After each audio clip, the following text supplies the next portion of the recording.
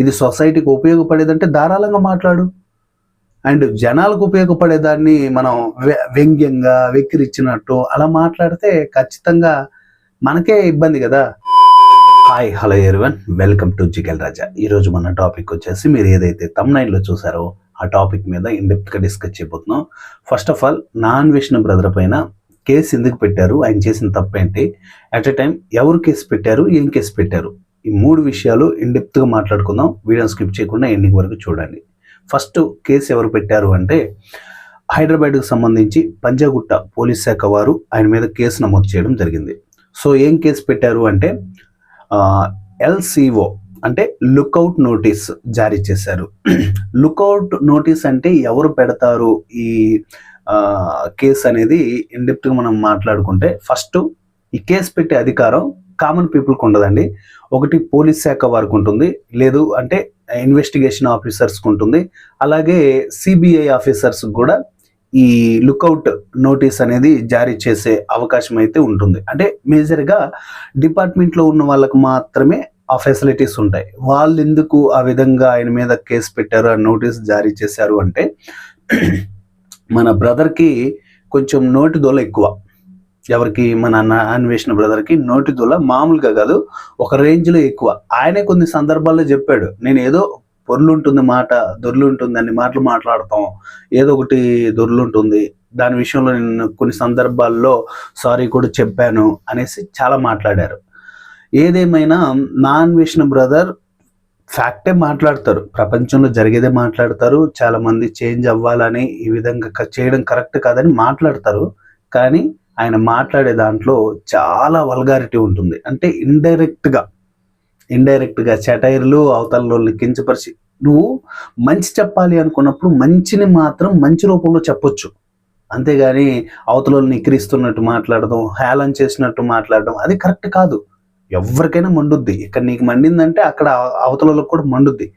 So అలా మండకుండా ఉండాలి అంటే నువ్వు మాట్లాడేది పద్ధతిగా, ప్రేమగా నువ్వు మాట్లాడే సందర్భాలు చాలా సిచ్యువేషన్స్లో చాలా సింక్ అయ్యాయి.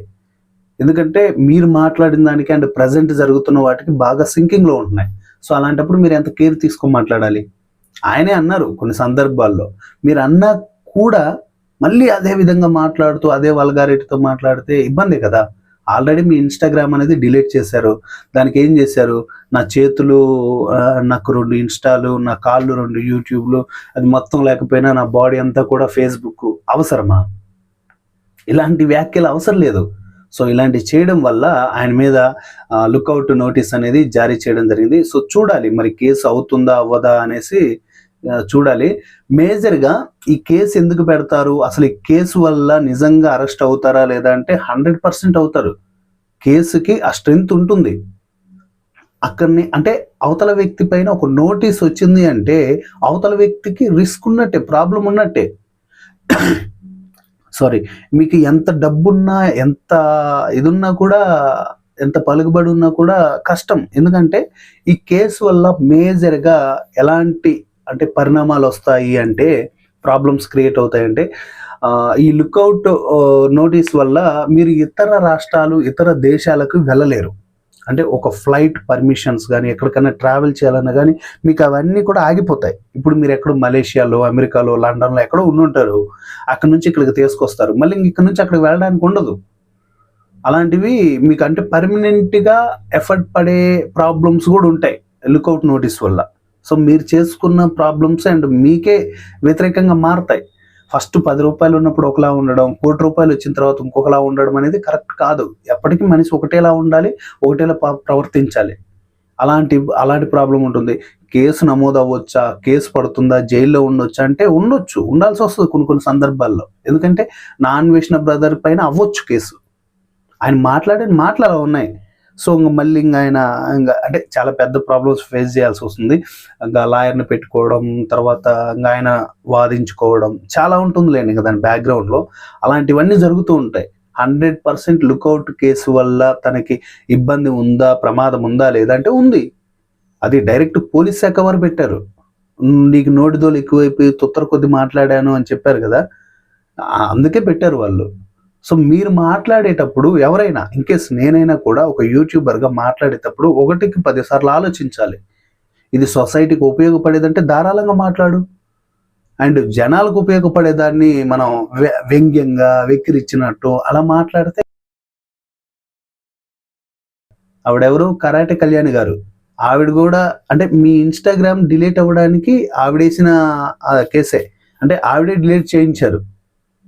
సో ఇలాంటి ప్రాబ్లమ్స్ మనం ఫేస్ చేయకుండా ఉండాలి అంటే జాగ్రత్తగా మాట్లాడాలి. ఎంత ఎదిగినా ఒదిగుండాలంటారు కదా, ఆ టైప్లో మనం బ్రతకాలి. సొసైటీలో ఉన్నప్పుడు మనం చేసేదే, మనం మాట్లాడేదే జనాల కోసం. అలాంటప్పుడు జనాలకు ఉపయోగపడకపోతే అరెస్ట్ చేయకుండా ఏం చేస్తారు, ముద్దు పెట్టుకుంటారా? ఆల్రెడీ కొన్ని సందర్భాల్లో మీరు మాట్లాడారు, నేను నోరు దొర్లాను, నోరు తప్పుగా మాట్లాడింది అనేసి చాలా సందర్భాల్లో మాట్లాడారు. అలాంటప్పుడు ఇంకా ఎంత కేర్ తీసుకోవాలి, ఎంత కేర్ఫుల్గా మాట్లాడాలి. సో అలాంటి కేరు ఇక మీదటన తీసుకోండి మీ లైఫ్ కోసం. ఒకవేళ ఇది పెద్ద ఇష్యూ కాకుండా మీరు జైలుకి వెళ్లకుండా ఉంటే, ఎంత మంచి మంచి వీడియోస్, ఎంత మంచి మంచి మెసేజెస్ అందిస్తారంటే మీరు 125 దేశాలు తిరిగానన్నారు. ఆ జ్ఞానాన్ని ఇక్కడ పంచేటప్పుడు ఎలా మాట్లాడాలి ఈ జ్ఞానం తెలియదా? అంటే చెప్పడం వరకేనా మీది కూడా, చేసేది ఉండదా ప్రాక్టికల్గా? ఒక మంచి గౌరవం, ఒక మంచి అభిమానం ఉంది మీరంటే అది అలా ఉంచుకోండి. ఎంతమంది సబ్స్క్రైబర్లు పట్ట పట్ట పట్ట పట్ట పడిపోయారు మీకు. ఇప్పుడు మళ్ళీ దాదాపు రీసెంట్గా అనుకుంటా మీరు చేసిన వీడియోస్ వల్ల నేను చూశాను, 35,000 40,000 సబ్స్క్రైబర్లు వచ్చారు మీకు.